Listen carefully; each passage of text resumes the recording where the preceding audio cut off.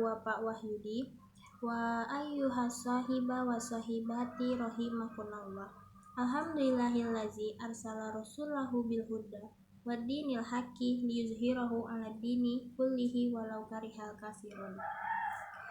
Hayya nashkurullaha azza wa jalla allazi qad a'tana ni'aman kasiratan hatta nastati'a an najtami'a fi hadza makanin mubarakin biwajhin talqin wa sururin. Salatan wa salaman daimaini mutalazimaini ala habibina wa nabiyina Muhammad sallallahu alaihi wasallam.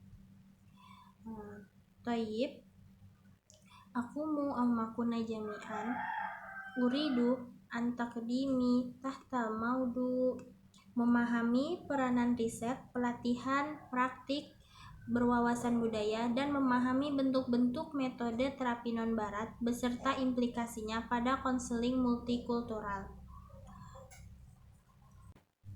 Baiklah, saya akan memaparkan materi yang pertama, yaitu apa itu peranan riset. Peranan riset adalah membantu manusia memperoleh pengetahuan baru dan jawaban atau pemecahan dari suatu masalah. Dalam menjalankan peranan riset, memerlukan data primer atau responden secara langsung maupun data sekunder atau dari secara tidak langsung.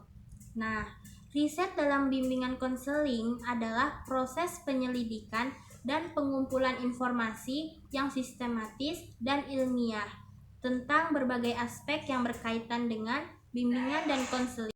Nah, selanjutnya praktik berwawasan budaya adalah tindakan atau kegiatan yang dilakukan dengan mempertimbangkan dan menghormati nilai-nilai, norma-norma, dan kepercayaan budaya dari suatu kelompok atau masyarakat tertentu yang melibatkan kesadaran terhadap perbedaan budaya, penghargaan terhadap keragaman budaya, dan usaha untuk menjalin hubungan yang baik antara berbagai budaya. Nah, konseling multikultural ini juga merupakan pendekatan dalam konseling dan psikoterapi yang mempertimbangkan dan menghormati keberagaman budaya, latar belakang, etnis, agama, nilai-nilai, bahasa, dan pengalaman hidup. Dan juga konseling multikultural ini juga individu konseling yang dimana penasehat dan kliennya adalah berbeda secara kultural dan secara sosialisasi dalam memperoleh budayanya. Baiklah, akan dilanjutkan oleh rekan saya. Kepada rekan saya persilahkan. Adapun tujuan riset dalam bimbingan konseling yaitu untuk memahami, menguji, meningkatkan metode intervensi teori serta praktik-praktik yang digunakan dalam bidang bimbingan konseling. Dalam pelatihan dalam bimbingan konseling lintas budaya adalah program yang bertujuan untuk memberikan keterampilan dan pengetahuan kepada para konselor atau individu yang bekerja dalam konteks lintas budaya. Pelatihan ini biasanya mencakup pemahaman tentang perbedaan budaya, nilai, norma, praktik-praktik yang dapat mempengaruhi proses konseling. Kemudian, adapun tujuan utama daripada praktik berwawasan budaya. Yang pertama, memahami keberagaman budaya. Kemudian yang kedua, menghormati nilai-nilai dan keyakinan. Yang ketiga, meningkatkan komunikasi. Kemudian yang keempat, menyediakan pelayanan yang berorientasi pada kebutuhan.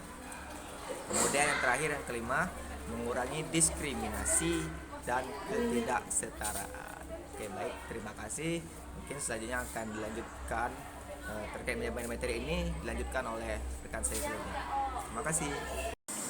Ada tujuan dalam konseling multikultural, yaitu yang pertama membangunkan manusia dan perilaku verba langsung, yang kedua membangunkan individu bersifat multikultural sebagai pusat konseling masyarakat, yang ketiga membangunkan individu dan masyarakat yang berhubungan erat.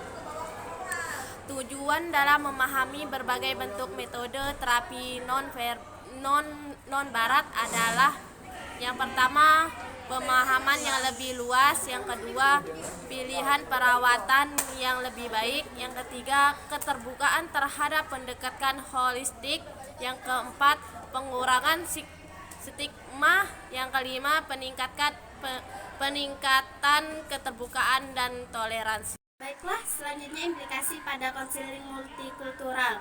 Implikasi penting dari pendekatan ini dalam konteks konseling adalah yang pertama, sensitivitas budaya, yang kedua, komitmen pada kesetaraan, yang ketiga, penyesuaian pendekatan, keempat, pendidikan dan pelatihan, yang kelima, empati dan keterbukaan. Baiklah, di sini saya akan memaparkan materi tentang peran riset. Nah, ketika melakukan peran riset dalam bimbingan dan konseling lintas budaya, ada beberapa langkah penting, yaitu yang pertama, kajian mendalam, yang dimana mempelajari penelitian yang ada tentang interaksi budaya dalam bimbingan dan konseling. Yang kedua, keterlibatan budaya, melibatkan partisipan dari berbagai latar belakang budaya dalam riset untuk memperoleh wawasan yang lebih komprehensif.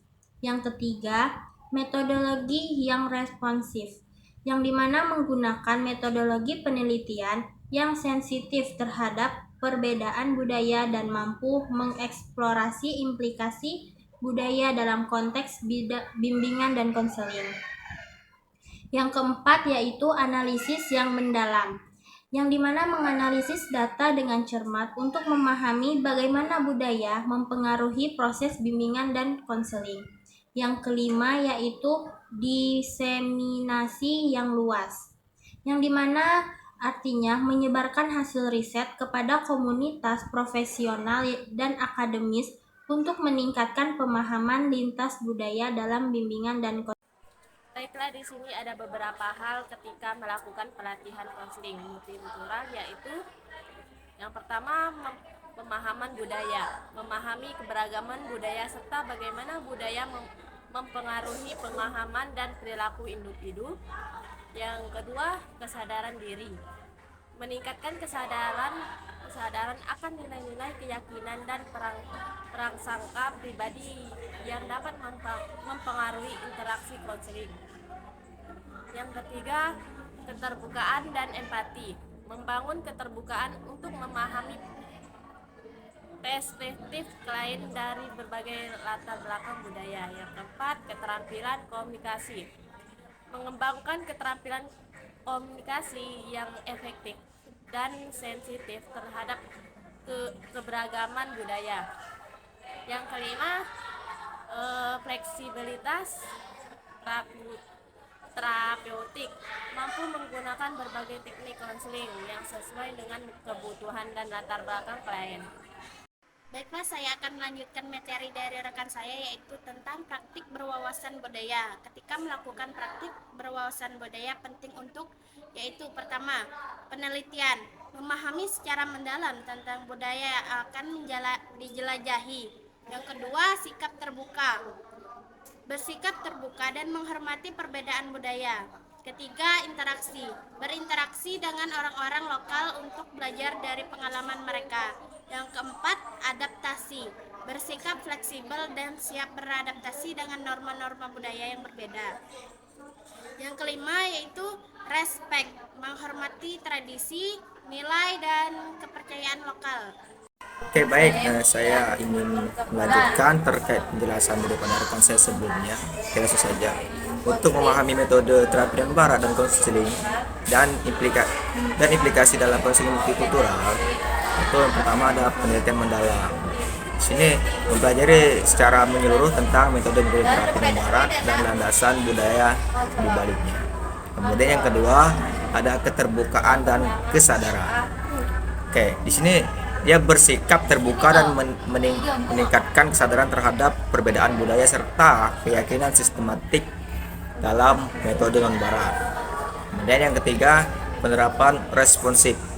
Sini menyesuaikan teknik-teknik non-barat dengan konteks budaya klien secara sensitif. Kemudian yang keempat, refleksi kultural. Dalam hal menggali refleksi terhadap asumsi dan nilai-nilai barat yang mungkin mempengaruhi persepsi tentang